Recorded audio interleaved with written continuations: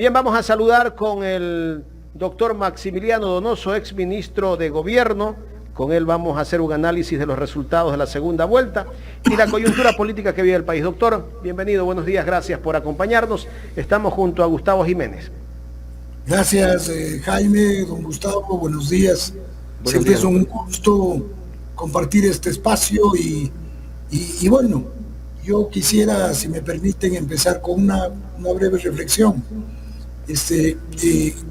La última vez que estuve en este espacio fue la mañana del 15 de octubre, ¿se acordará, Jaime? Sí. Día de las elecciones generales, donde hice una pequeña reflexión respecto de que se esperaba que el proceso electoral concluya en paz, cosa que así ocurrió, y cuyo resultado es un resultado que yo le digo, para mí particularmente, yo esperaba otro resultado. No obstante, el triunfo del candidato Noboa con el 52% y en segundo lugar la candidatura de la Revolución Ciudadana de Luisa González y Andrés Arauz con un 48%, nos deja ver con absoluta claridad que existe, como ustedes anotaron hace unos minutos, un país que está conceptualmente dividido, un país que tiene una visión respecto de lo que es el Estado social de derecho, el Estado de bienestar, una visión política que plantea más bien la necesidad de un Estado sólido, fuerte, que intervenga, que procese los conflictos, que genere equidad, que respete la independencia de funciones. Y la otra propuesta, que es una propuesta de las derechas, de básicamente fomentar y darle la mayor opción al capital en el ejercicio de la economía. En todo caso, el pueblo ecuatoriano, mis queridos amigos, escogió esto. Esto es lo que hay. Pero hay que tener en claro que toda la derecha se juntó para combatir la candidatura de la Revolución Ciudadana. Y eso es mucho que decir, porque desde el centro hasta la izquierda, esta famosa, como le llaman, nueva izquierda, un nombre le han puesto, o la verdadera izquierda, que de alguna manera se oculta entre el voto nulo y el silencio. No han hecho otra cosa que contribuir para el triunfo de la derecha. Recordarán ustedes en la campaña del Lazo el rol que jugó el señor Carlos Pérez Guatarmel a través del nulo ideológico. Entonces, el resultado es que la derecha no tiene problema en aglutinarse sobre un objetivo claro, que es la defensa de sus intereses de todas maneras y a cualquier precio. Mientras que del centro hacia la izquierda existen discrepancias, más bien por ciertos matices ideológicos, por ciertas diferencias, por personalismos, por hegemonías pírricas, en fin. Eso es lo que un poco demuestra el perfil de esa votación. 4 puntos de diferencia no son casi nada. Habida cuenta, mis queridos amigos, que la campaña tuvo niveles de turbulencia inéditos en la historia del país. El caso de los asesinatos del alcalde de Manta, el atentado al alcalde de Chonillo, candidatos a asambleístas en la provincia de Esmeraldas, y finalmente el asesinato del candidato presidencial Villavicencio, que para sorpresa de todos, ahora tanto su vicepresidenta como el jefe de la bancada de Construir dicen que esa fue una declaración apresurada del inefable señor Zurita y que evidentemente eso afectó notablemente al proceso electoral, a la campaña de la Revolución Ciudadana. Con todos esos elementos, haber logrado el 48% es, desde mi punto de vista, un éxito. Es un éxito que la Revolución Ciudadana, quienes forman parte del movimiento, del buró político, de las filas activas de la Revolución Ciudadana, deberán hacer un análisis profundo y una profunda reflexión, porque aquí no se trata de buscar culpables. Vuelvo y repito, haber logrado contra todo en contra un 48% de la votación popular, desde mi punto de vista, es más bien un éxito, ¿no? Inclusive hay gente que ha hecho análisis más minuciosos sobre ciertas zonas, ciertas áreas. En fin, yo más bien quisiera hablar en términos gruesos. Me preocupa, por ejemplo, qué pasó con la votación del movimiento indígena. ¿A dónde fue esa votación del movimiento indígena? En fin, el resultado es el que tenemos. Tenemos al presidente Daniel Noboa, un joven presidente de 35 años, que hace pocos días, me parece que anteayer, mantuvo la primera reunión de transición con el presidente Guillermo Lasso. Bueno, habrá que esperar. La Revolución Ciudadana deberá hacer un análisis profundo. Yo creo que es necesario recuperar lo político y la política. Creo que la Revolución Ciudadana, teniendo la bancada más importante en la Asamblea, con 52 asambleístas hasta el momento, deberá pensar en moverse rápido y de manera eficiente. Es fundamental que se tenga capacidad de diálogo para no insistir en hegemonías pírricas. Doctor. Sí, Jaime. Usted mencionó hace un momento, hay que ver qué pasó con el movimiento indígena.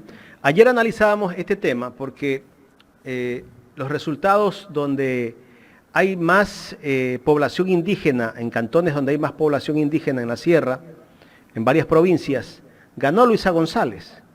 Luisa González pierde en los cantones o en las capitales de provincia donde hay más mestizos.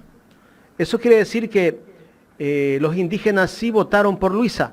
Claro que no ganó en todos, pero sí ganó en 10 de 15.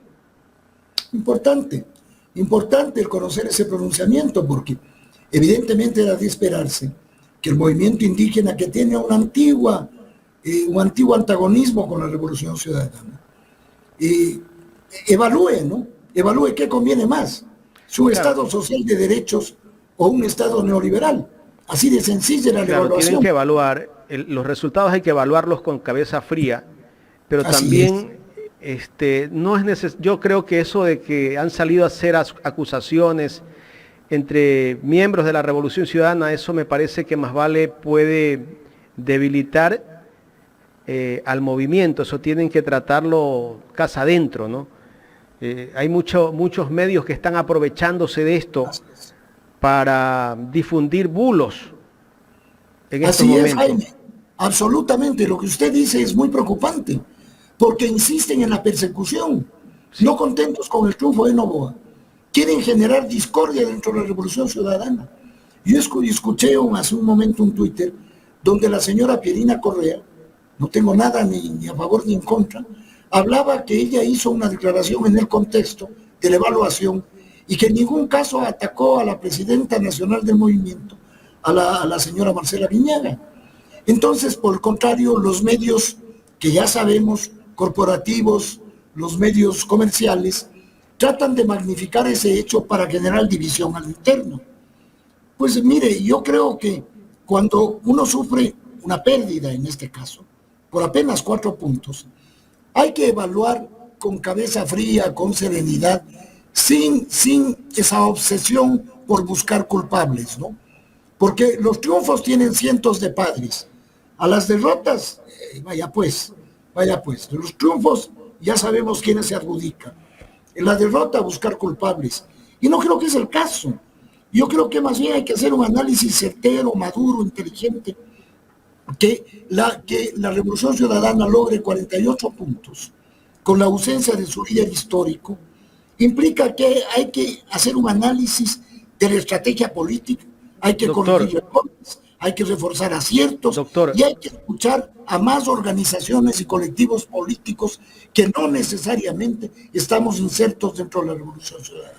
De los votos totales, hay que considerar también los nulos. Recordemos que los nulos son el 7%. Eso quiere decir que no es que este presidente tiene más del 50% a favor de él. Claro que se tuvieron que juntar todos para ganarle al progresismo. E incluso los partidos de izquierda infantil, como los denomina el expresidente Correa, el MPD o ahora Unidad Popular, está Pachacutic, todos se juntaron contra el progresismo.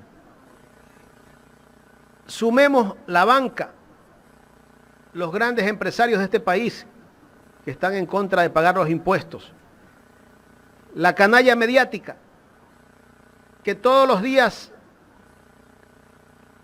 atacaban a la Revolución Ciudadana, todos contra uno. Exactamente, don Jaime, por eso decía yo al principio, que al haber logrado con todos estos elementos en contra, es un éxito, sin duda es un éxito. Claro, no alcanzó para la toma del poder, que es el objetivo final del ejercicio de la política, así es, pero es necesario hacer un análisis a lo interno. Fíjese, Jaime, hay 1.6 meses para el nuevo gobierno, en condiciones extremadamente complejas, desde limitaciones presupuestarias hasta una situación de inseguridad en el país, algo descomunal, ¿no es cierto?, que tendrá que resolverse. y tenemos que no podemos hablar de democracia si no se consolida la salud pública, la educación pública, la inversión social, más allá de cualquier promesa, más allá de que el presidente Noboa cometió, no sé si la equivocación o fue un globo de ensayo, el llevarle al señor Alberto de aquí a la primera reunión de transición, que ha generado, por supuesto, un revuelo a nivel político y a nivel general, por lo que significa la figura de Alberto de aquí, a la que no me quiero referir, porque no es necesario. Mire, yo creo que ahora el espacio inmediato de gestión de la Revolución Ciudadana es la Asamblea Nacional. En la Asamblea Nacional hay que moverse bien y rápido. Hay que tener la suficiente madurez y sensatez en la Asamblea para actuar, vuelvo y repito, bien y rápido. Que no se repita la tragedia de la Asamblea de Lasso y la inefable señora Yori, que judicializaron la política y la rumpenizaron, llevándola a que jueces de cuarta, de quinto nivel le pongan en inmovilidad a la Asamblea Nacional. Porque eso es parte del guión de la desinstitucionalización de la estructura del Estado. Mire, lo que ocurrió el 15 de octubre es la ratificación de un guión que fue elaborado desde afuera, que tiene características geopolíticas, ¿no es cierto?, y que tiene un impacto directo. Nada fue gratis, nada en la política es casual. Nada es casual en la política. Todo tiene sus causas y sus efectos. Entonces, tenemos que pensar que hay que moverse en esa lógica para poder generar un contrapeso que evite, ¿no es cierto?, que se continúe atropellando a la Constitución, que se continúe atropellando a los intereses de la mayoría.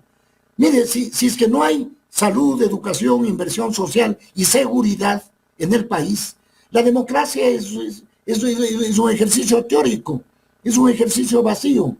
De modo que la responsabilidad que tiene el nuevo presidente de la República es la de empezar por traer paz a la República. ¿Cómo lo va a hacer? No sabemos. No ha dicho cómo va a ser nada. No conocemos nada de cómo va a ser, excepción hecha a las declaraciones de su vicepresidenta, que eran absolutamente desafortunadas. Y que ahora veo que ya ha morigerado, porque como siempre recurrimos a que me sacaron de contexto, a que yo no dije eso, en fin. En fin, estamos frente a un interrogante grande, ¿no es cierto? Yo creo que el trabajo en la Asamblea es clave. El Ejecutivo tendrá que procesar la política como le corresponde, que esperamos que lo haga, y que no cree y potencie más los conflictos. Ahí se tienen que jugar democráticamente las fuerzas. El gobierno es un gobierno en solitario, fruto de una empresa electoral, la suma de un montón de fuerzas que posiblemente en el fondo tienen contradicciones entre ellos, pero el objetivo único era la toma de poder. Ahora, es interesante también enfocar que el señor Daniel Noboa pertenece a la derecha agroexportadora, que es una derecha productiva, no es una derecha fundamentalmente especulativa como la que representa Guillermo Lasso, a través de la banca y de los intereses financieros internacionales. Esa derecha productiva agroexportadora necesita inversión, necesita seguridad, necesita vías de acceso, necesita puertos seguros, necesita inversión pública, son otros elementos. No es la compra y venta de papeles de deuda y allá el país que se joda, ¿no? Perdónenme la expresión. Entonces, hay varios elementos que hay que analizar, que hay que considerar, y bueno, y la realidad es como viene, estar atentos, trabajar con fuerza, ¿no es cierto?, desde la Asamblea Nacional, tener la madurez y la apertura suficiente para entrar en diálogos con límites éticos, entre otros, desde luego, ¿no?, para poder gobernar para beneficio del país. Eso es un poco lo que me viene, y rápidamente en este análisis, en esta pincelada gruesa del resultado electoral. Muchas gracias, doctor Donoso, por estar con nosotros. Y en función de esto que usted acaba de analizar, se habla de consensos, ¿verdad? Escuchamos a una Luisa González aceptar la derrota y promover ese consenso, es decir, estamos dispuestos a colaborar si es que se cumplen las propuestas que Daniel Noboa ha ofrecido, y siempre y cuando no afecten los intereses generales de la población. Ahora me pregunto, ¿qué va a pasar cuando el Ejecutivo proponga una consulta popular que vaya precisamente en contra de esos intereses? Vea, mi estimado Gustavo, yo creo que el presidente va a meditar, y yo creo que se van a dar cuenta que una consulta popular es absolutamente inviable, no tiene sentido alguno. Por favor, Gustavo, mire, vamos retrotrayéndonos a las consultas populares. La consulta del año 18 del inefable de Lenín Moreno Garcés, la del 7 veces sí, que fue el arranque y el inicio de la destrucción del país. ¿A qué llevó? Llevó al caos y a la desinstitucionalización que ha devenido en la crisis actual que vive el país. La consulta del señor Lasso, por favor, esa consulta que el señor Lasso perdió con 55 puntos. Ahí está la pregunta, ¿dónde están los 6 puntos de los 48 al 55? ¿Qué pasó? Es decir, una consulta para viabilizar ¿qué? Una consulta para eliminar la tabla de drogas es un chiste. Si esa tabla tiene una función que tiene otro sentido, que es una lógica que además fue creada por especialistas en la materia, una tabla que existe en otros países de la región para diferenciar entre los traficantes y los consumidores, para no llenar las cárceles de pequeños consumidores, sino para darle un sentido más amplio.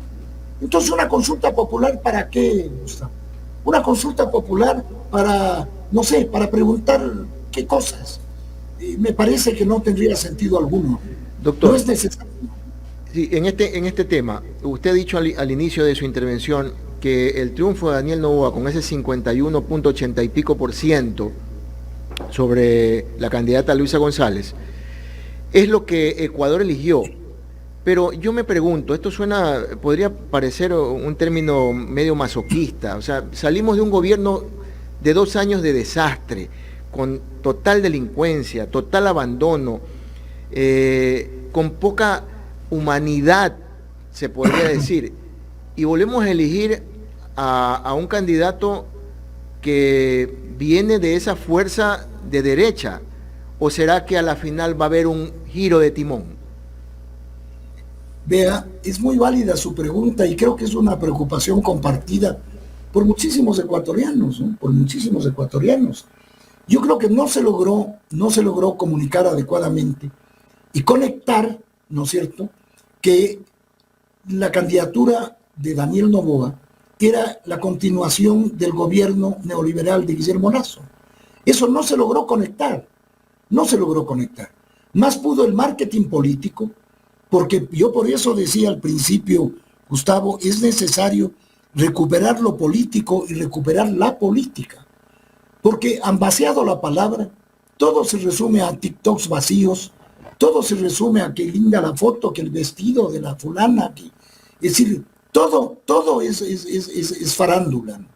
Entonces, al haber vaciado los mensajes, la palabra, al no haber conectado en el imaginario popular, que es víctima además de estos 6 años de neoliberalismo, no haber podido conectar la necesidad de un cambio de timón, conectado en la medida de no haber triunfado, ¿no? A eso me refiero, porque ese 48% traduce y vota por esa opción diferente.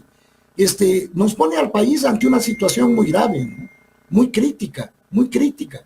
Por eso yo diferencio, no soy un especialista en la materia, pero yo diferencio el hecho de la derecha económica especulativa y la derecha económica productiva, porque tienen otra matriz, tienen otra visión y tienen otro rol, ¿no? Otro rol. Aquí lo importante será ver la aplicación de leyes en materia tributaria, que ese es un reto fenomenal para el presidente Daniel Noboa, habida cuenta que la corporación de su padre y de la que él es parte tiene una deuda acumulada, entiendo, de 140 millones de dólares al SRI. El tema de la legislación laboral, ¿no es cierto? El tema de la jubilación, el tema de la seguridad social, de la salud pública, del Sistema Nacional de Salud Pública, el tema de educación, en fin, lo que el país demanda. Lo que usted anota es cierto, resulta incomprensible que luego de haber sufrido 2 años de un gobierno de la naturaleza y de la ineficiencia del gobierno de Guillermo Lasso, no se haya logrado dar un giro de timón para que el país encuentre, a través de un modelo económico diferente, una situación mejor para las grandes mayorías.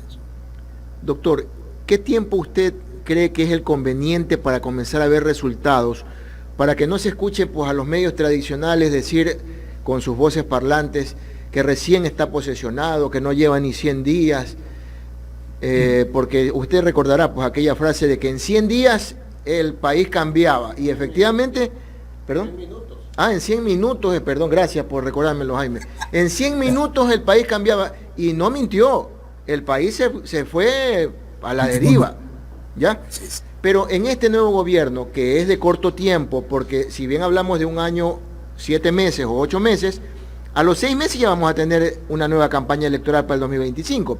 Entonces, en esos 6 meses, ¿qué tiempo usted cree que ya el pueblo debe ver resultados, especialmente en temas de seguridad y en temas de empleo, que es lo que más nos preocupa? Vea, yo le pondría el plazo, independientemente de que la duración del gobierno es menos de la mitad de un periodo normal. Yo le daría igual 100 días, ¿no? Y además, yo creo que esto, por la dinámica de tan corto plazo, va a ir teniendo sorpresas. Entonces me parece que primero hay que evaluar cómo constituye el gabinete del presidente de la República, porque hay que reconstruir una serie de cosas que están muy mal enfocadas. La política internacional del Ecuador, la política exterior es un absoluto desastre. Entonces no se trata de nombrar cancilleres que sean promotores de exportaciones, pues para eso está la Federación de Exportaciones, para eso está Fedexport, para eso está el ministro de la Producción. Hay que nombrar en la Cancillería a alguien que pueda restituir en un momento geopolítico mundial tan complejo, restituir la tradicional política exterior del Ecuador, que ha sido el multilateralismo, la no intervención en asuntos internos de otros países, el rechazo absoluto a la vía violenta para la solución de conflictos. Es decir, causas y teorías de la política internacional que han sido respetados a lo largo de los años en la historia de la República. Los cambios en el manejo de la política internacional los inició obviamente Lenín Moreno, cuando hizo todo lo que hizo en Cancillería, con lo de los Julian Assange y con todas las cosas que se ha hecho, donde ha habido una cesión y misericordia de dignidad y de soberanía.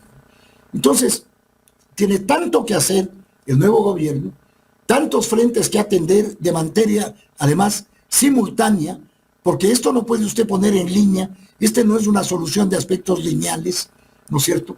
El ejercicio del poder político implica una actividad multidimensional y además de manera simultánea.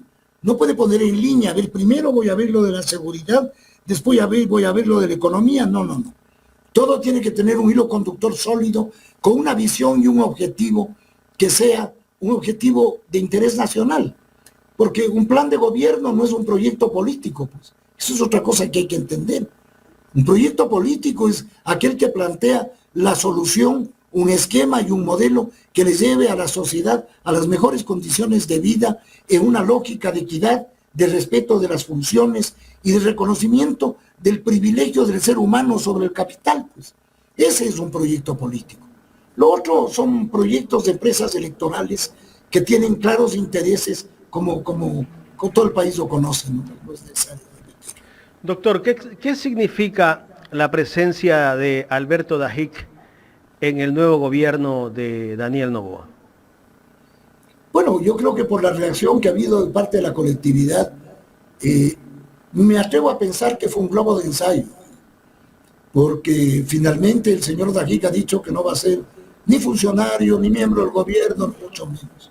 Pero no estar dentro del gobierno no significa que no estás dando la receta. Desde luego, ¿no? Desde luego. Pero me da la impresión de que fue un globo de ensayo, Jaime, para ver qué nivel de reacción había. Y bueno, eso es porque seguramente Daniel Noboa es muy joven y no tiene razón de acordarse posiblemente de la historia del economista Alberto Dajic, desde terrorista económico hasta exiliado en Costa Rica por disponerse de los gastos reservados del gobierno. Entonces, ¿qué le puedo decir? Con unas tesis neoliberales a rajatabla que les llevarían al país al abismo, ¿no? Al abismo. El plantear el implementar lo que él habla, de la eliminación de los subsidios a los combustibles, ¿no es cierto? El tema de que habla de las pensiones jubilares como si es que quienes somos jubilados fuéramos privilegiados. Posiblemente somos privilegiados porque tuvimos la opción de tener trabajos con afiliación a la seguridad social. Posiblemente desde esa perspectiva haya sido un privilegio en un país con el 65% de desempleados, con un subempleo pavoroso, que la gente se muere de hambre para sobrevivir. Desde esa perspectiva sí, pero que no se olvide que las pensiones jubilares son la devolución de los aportes que hemos hecho a lo largo de 36, 40 años de trabajo, de una vida de entrega a las distintas actividades que cada ecuatoriano haya tenido. Entonces, esos gritos destemplados me suenan un poco a Milei, ¿no? Al candidato argentino. ¿Qué podría pasar, economista, si se concreta esa idea que tiene el ex vicepresidente Alberto Dajic de quitarle los 1.800 millones de dólares, que es el 40% de los aportes, a la seguridad social al año? ¿Qué podría pasar? ¿Cuál sería el impacto social que generaría esto? Una respuesta descomunal, pues, Jaime, porque sería una provocación a la gente que está retirada, a los jubilados, a quienes hemos concluido nuestra vida productiva en relación de dependencia y estamos gozando con legítimo derecho de nuestros aportes, de nuestra jubilación. Habría una reacción social descomunal. En cuanto al tema de los subsidios, yo me permito recordarle que el señor Abdalá Bucaram se cayó el año 97 cuando decidió subir el precio del gas. Usted se acordará, don Jaime, cuando el señor Bucaram bajaba la escalera del palacio, bajó 3 o 4 veces para decir que no, que ya bajaba el precio del gas, que volvía, se cayó, ¿no? Se cayó. Eso es un tema que yo creo que los gobiernos, desde que yo tengo memoria, tienen ya mecanismos de focalización del subsidio del gas. Yo no sé por qué intereses ocultos no se focaliza el subsidio del gas. Yo me acuerdo que el famoso CELVEN, que era un registro que tenía el Ministerio de Bienestar Social, en ese entonces ya tenía focalizado que más o menos serían 1.400.000 o 500.000 personas los beneficiarios del subsidio al gas. Es decir, eso con un sistema tecnológico actual ya había en esa época, no se diga hoy, se puede solventar el tema de la manera más eficiente y se superaría un conflicto serio. Es decir, los sectores que requieren del subsidio, focalizados adecuadamente, vinculados con el bono de desarrollo humano, podrían ser los beneficiarios y el resto vender a $15 la bombona de 15 kilos, que es lo que cuesta en economías diferentes a la nuestra. Doctor, el presidente electo en una entrevista hace un par de meses, él dijo que no descarta la posibilidad de vender varias empresas públicas. Entre ellas están la CNT, hidroeléctricas, Banco del Pacífico, y bueno, otras que no me recuerdo. ¿Por qué se quiere privatizar empresas estratégicas como las hidroeléctricas, como el sector de las telecomunicaciones? ¿Cuál es la idea del gobierno de Noboa de hacer esto? Bueno, esa es la marca de la concepción neoliberal de la economía, lo cual desde todo punto de vista es contraproducente a los intereses del pueblo ecuatoriano. Esas empresas son del pueblo ecuatoriano, no son del gobierno. No es que el gobierno es el dueño de las empresas. Ya vimos el desastre del manejo de las empresas públicas por parte del náufrago y prófugo de Hernán Luque de Caro, colaborador íntimo y cercano del actual presidente de la República. Las empresas del sector estratégico no se tocan, mi estimado Jaime. Eso va a ser sumamente complejo y no creo que lo logre. Usted ya verá que irán abandonando ciertas tesis extremas porque la viabilidad de su ejecución va a ser sumamente difícil. Va a ser sumamente difícil. La mitad del país no estará de acuerdo con ellas. Entonces, yo creo que habrá que pensar mucho para no equivocarse de manera estrepitosa. ¿Cómo les ha pasado a los gobiernos que no han podido ejecutar esas perversas intenciones de privatizar los sectores estratégicos? No han podido concretar. Me gustaría entrar a las propuestas que hizo el candidato Noboa para poder lograr la presidencia de la República. Entre ellas está aumentar a todos los jubilados que ganan menos del básico al sueldo mínimo, que es $450. O sea, si hay alguien que gana $100, $50, esas personas tendrán que ganar en poco tiempo el sueldo básico. Y me parece que está bien. ¿Cómo va a cómo va a cumplirle al pueblo ecuatoriano con esa propuesta que hizo en campaña? Yo también, al igual que usted, quiero ver cómo lo va a hacer, mi estimado Jaime. ¿Qué le puedo decir? Vamos a ver, pues. Si por una parte el señor de aquí dice que hay que cortar las jubilaciones, que son un privilegio, que el 40%, y el presidente de la República antes dijo que iba a subir la jubilación al salario mínimo unificado, entonces hay contradicciones de hecho, de fondo, ¿no? Lo que a mí me preocupa, porque quiere decir que no hay ni de lejos un proyecto político. No hay ningún proyecto político. Eso es una aventura electoral. Me da la impresión de alguna forma que el presidente Daniel Noboa es el equivalente a Peña Nieto de México. Esas figuras más bien que tienen éxito en la farándula, en la televisión, no sé, pues en el mundo de la farándula, ¿no? Porque el proyecto político mismo yo no alcanzo a visorar, don Jaime, más allá de las destempladas declaraciones de la vicepresidenta electa y de ciertas declaraciones que no tienen sentido alguno. Esa es la preocupación. Por eso es importante ver cómo estructurará su gabinete y cuáles serán las primeras acciones. Yo creo que hay que darle tiempo, ¿no? Yo creo que hay que reconocer lo que ha ocurrido.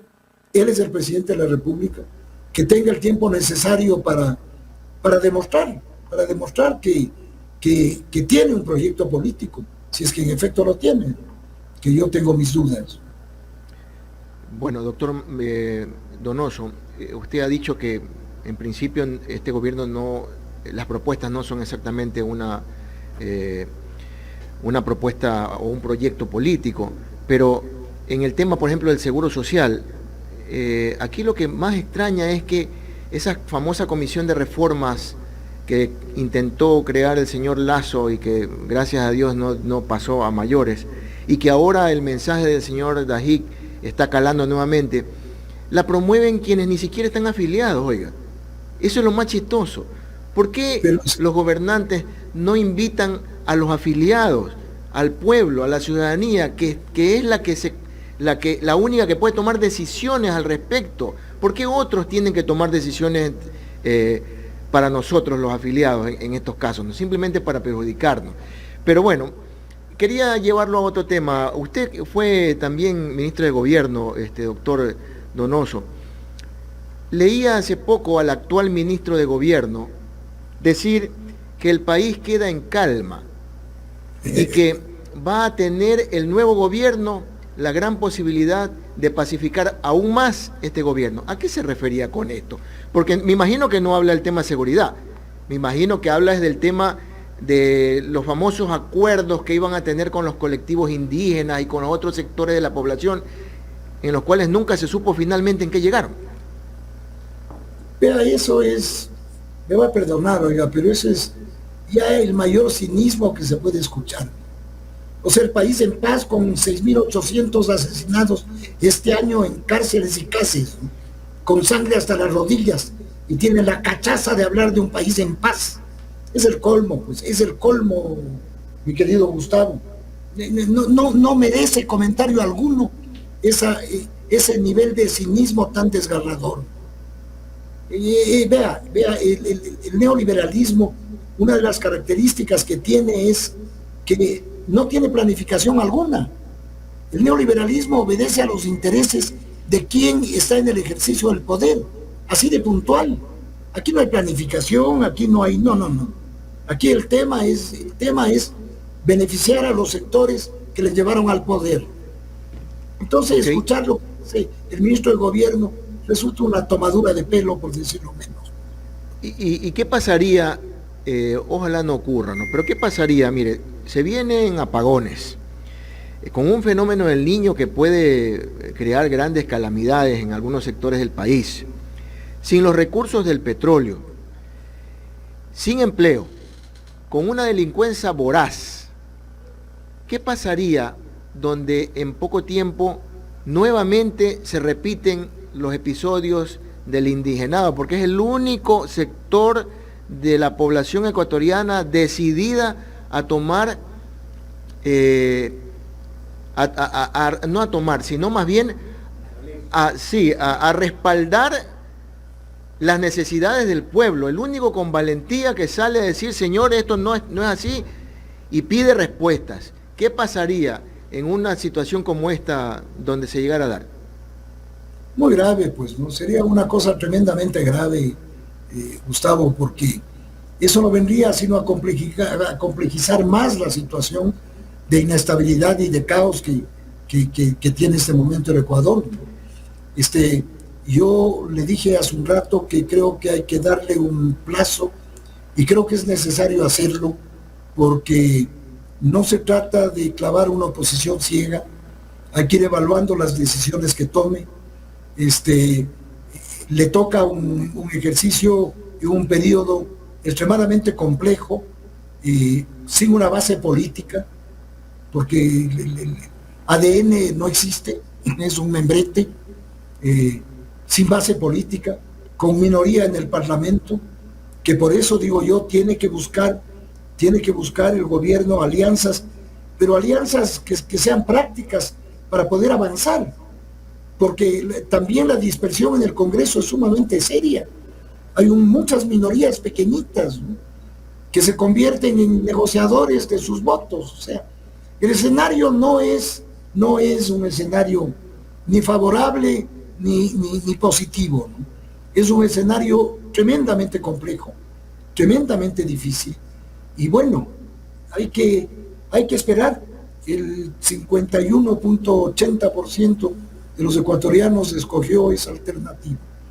Entonces, pues que el gobierno actúe y que el gobierno responda a ese 52%, pero el 48% estaremos vigilantes de qué es lo que ocurre, qué pasos se dan, qué acciones, y desde luego a defender a los derechos de los ciudadanos, de los sectores más débiles, de los sectores más vulnerables, y exigir que se cumpla la Constitución política de la República. Aquí nos olvidamos de que existe una constitución política del Ecuador, que es un Estado de derechos que tiene que ser respetados y que tienen que ser ejecutados. Coincido con usted, doctor, en ese sentido, de que hay que darle el espacio a este nuevo gobierno para ver qué es lo que va a pasar. pero tampoco hay que estar dormidos, ¿no? Porque a la hora de la hora, esas minorías de las que usted hablaba, que les gusta negociar, son influyentes después de todo, porque lo que han hecho en los últimos 6 años es dividir políticamente al país. Tanto así que inclusive hasta el indigenado, a través de esa postura del mejor postor, pues ya vemos a una Conaya y a un Pachacuti dividido totalmente. Pero bueno, más allá de eso, estimado doctor, la situación de la revolución ciudadana, usted decía al inicio, la pérdida es una ganancia. Yo lo voy a tomar en el buen sentido de su expresión, por el hecho de que, ok, siempre cuando uno se cae, esa caída que le duele, a uno lo levanta, ¿no? A uno lo obliga a levantarse en ese sentido. Hay algo importante, su máxima figura no deja de ser atacada, y lo más probable es que tampoco deje de ser atacada en este periodo de año y pico. Pero la militancia como tal ya debe despertar, Tenemos alcaldías, prefecturas, una asamblea completa, bueno, casi completa, que seguramente con los acuerdos vamos a lograr los objetivos necesarios para lograr levantar esa imagen tan desmedida que se ha ido a ese 51%, que se cree todas las mentiras que se han venido encima. Vea, muy interesante su planteamiento, Gustavo. Y yo no dije que algo que usted acaba de decir, que es ganar perdiendo. Puede ser, ¿no? Puede ser también. Pero más bien a lo que yo me referí es que tener un resultado del 48% de la expresión popular del proceso electoral del 15 de octubre es un resultado extraordinario. Fíjese usted que son casi 7 años de que el líder máximo de la Revolución Ciudadana está fuera del país. Y está fuera del país en su libre ejercicio, porque eso del prófugo y esos insultos y las infamias contra el presidente Correa no han hecho otra cosa más que fortalecerle. Eso explica el 48%. 6 años de ausencia. O sea, los odiadores han logrado consolidar más la figura del presidente Correa en estos 6 años, ¿no? Por otro lado, lo que usted anota es clave. Tiene la Revolución Ciudadana 40 alcaldías, 8 prefecturas, cientos de juntas parroquiales. Hay que trabajar en territorio. Yo decía antes que la democracia que no genera bienestar al pueblo, que no sirve al pueblo, que no ofrece salud, educación, bienestar, trabajo, empleo, seguridad, es un ejercicio teórico. Pues bueno, en el territorio donde la Revolución Ciudadana tiene sus autoridades, irá demostrando que el planteamiento y el proyecto que sí tiene la Revolución Ciudadana puede traer bienestar a los sectores y a las administraciones de gobiernos locales, de los GATS, en donde tiene la dirigencia la Revolución Ciudadana. Doctor, ya en la recta final de este diálogo, ¿qué significa para el país la figura del expresidente Correa y también para su movimiento político?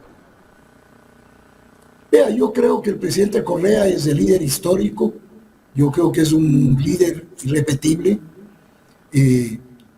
Creo que su ausencia, de todas maneras, la falta de presencia, mejor dicho, aquí en el país, por las limitaciones de todo un combate infame, de todo el lawfare y de todas las fake news que le han intoxicado a la mitad del pueblo ecuatoriano en contra del líder de la Revolución Ciudadana, que como dije, le ha fortalecido una imagen, pero también le ha afectado.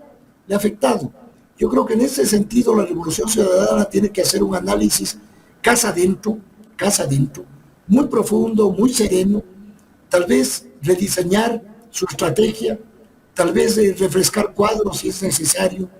No se trata de buscar culpables, se trata de enmendar errores, de fortalecer aciertos y de seguir en la lucha, porque la lucha sigue, ¿no? Ya vamos 6 años que ha gobernado el neoliberalismo, y no obstante, la presencia de la Revolución Ciudadana, con un 48% en las urnas, es una respuesta contundente de que la mitad del país no coincide con los planteamientos de la derecha, de todo el amplio espectro de la derecha, del centro a la extrema derecha. ¿Por qué lo odia la derecha? Porque les hizo pagar impuestos, porque le devolvió la dignidad a la gente pobre, porque permitió que haya una educación pública decente, porque generó oportunidades a las primeras generaciones de muchachos que llegaron a la universidad, porque creó 10 millones de kilómetros de carreteras, 8 hidroeléctricas, programas multipropósitos, salud en los hospitales, educación, una política exterior de dignidad para el país. En fin, generó riqueza, triplicó el Producto Interno Bruto del país. Entonces, esas son cosas, y sobre todo que no se sometió a los designios de la derecha tradicional. Vea usted que en el gobierno de Correa en esos 10 años, los sectores productivos ganaron dinero como en muy poca época, porque hubo estabilidad, pues, porque hubo reglas del juego claras. Lo que pasa es que no les gustó que ciertos sectores... ¿Estabilidad hubo por cobrar los impuestos a los que no pagaban y poner orden en las finanzas? Exactamente. Entonces, a quien pone orden, la gente no le quiere. Pues. Eso es. Sí, estos años nos han demostrado que hay sectores muy hábiles, por supuesto, que melan del caos. Pues. Del orden es difícil melar, pues, Jaime. Del caos es donde se mela. Por eso hay que destruir la arquitectura jurídica, hay que desinstitucionalizar al país, hay que deslegitimar a las funciones del Estado, hay que cuestionar. Vea usted, ya salen los agoreros del desastre, ¿no? De las funciones del Estado, que la judicatura, que el Consejo de Participación. Son, por supuesto, estos asalariados que ya están perfectamente ubicados, que no se allanan a entender que hay una estructura jurídica del Estado que durante 10 años funcionó adecuadamente. Y claro, nos envenenaron a través de la canalla mediática, como dice usted. Envenenaron al pueblo con una serie de mentiras que jamás han sido demostradas. No han sido demostradas, no ha sido posible. Entonces, la mentira repetida 10 veces, como decía el señor Goebbels, el asesor publicitario del Führer de Alemania, la mentira repetida se convierte en una verdad incontrastable. De eso ha sido víctima el pueblo llano del país. Doctor, ya en la recta final ahora sí de la entrevista, el presidente Guillermo Lasso dijo ayer que ahora que no hay asamblea, se respira paz y tranquilidad en el país. Solo me causa risa. Risa, ¿qué más me puede causar? Me causa tanta risa como decir que va a escribir un libro. O sea, ¿cómo nos va a causar risa eso, pues, mi querido Jaime? O sea, ¿qué puede contestar usted a eso? Paz con 7,000 muertos en las calles, paz con vacunas, paz con asesinatos en toda la geografía, paz con chantajes, paz con secuestros. Por Dios, por Dios. Ese señor tiene disonancia cognitiva, o sea, tiene un problema ya insoluble, ¿no? Y ya eso ya no tiene solución. Por suerte ya se va. Ya se va. ¿Qué hará Guillermo Lasso de aquí una vez que termine su periodo? Si sabe cuánto le preocupa al pueblo que hará este señor.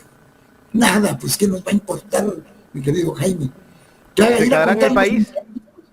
Ir a contar los billetes con los que se ha beneficiado él y su círculo, pues. A eso se adhiere. Veamos si se queda en el país, ¿no? Veamos si es un presidente que puede caminar por las calles. Veamos qué pasa, ¿no? Veamos qué pasa, ¿no? Yo creo que el señor Lasso le deja una deuda impagable al país. Destrozó la seguridad, destrozó la paz, destrozó la economía, le deja al país en soletas, Jaime y Gustavo. Esa es la tristeza. Eso es lo que nos duele, a quienes nos duele la patria, porque no estamos en una alineación política, ni por clientelismo, ni por intereses, sino porque nos duele esta patria nuestra, pues. Esta patria que es nuestra, no es ajena. A nosotros no nos da lo mismo vivir aquí que en Miami, o vivir aquí que en cualquier otra latitud. No, pues. Si nos emociona el himno nacional, si nos cuadramos ante la bandera, y si creemos en los valores que nos enseñaron nuestros próceres, si creemos en la libertad, pero en la libertad con equidad y con justicia, no en el libertinaje que propone la ultraderecha. Doctor, quiero agradecerle por aceptar conversar con nosotros. Siempre es grato conversar con el doctor Maximiliano Donoso. Muchas gracias, Jaime. Muchas gracias, Gustavo. Siempre es un gusto compartir con ustedes. Éxitos y un buen fin de semana. Muy gracias gentil. al doctor Maximiliano Donoso, ex ministro de Gobierno, en el programa Los Especialistas de Ecuador en Directo.